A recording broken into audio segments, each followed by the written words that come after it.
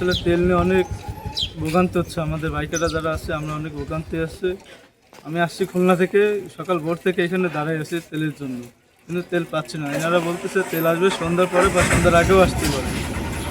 তো আমার গাড়িটা আমি ঠেলে নিয়ে আসছি, ঠেলে নিয়ে আমি দোকানে রেখে আসছি আমার বাইরের দোকানে।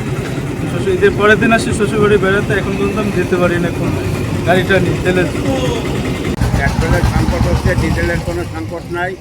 সরকারি রেট অনুসারে আমরা তেল বিক্রি করতেছি, কিন্তু কিছু অসাধু ব্যবসায়ী ফুটপাতে কোথার থেকে জানি তেল ম্যানেজ করে আনা অধিক মুনাফা 200 টাকাও পেট্রোলের লিটার বিক্রি হচ্ছে, 160 টাকা ডিজেলের লিটার বিক্রি হচ্ছে।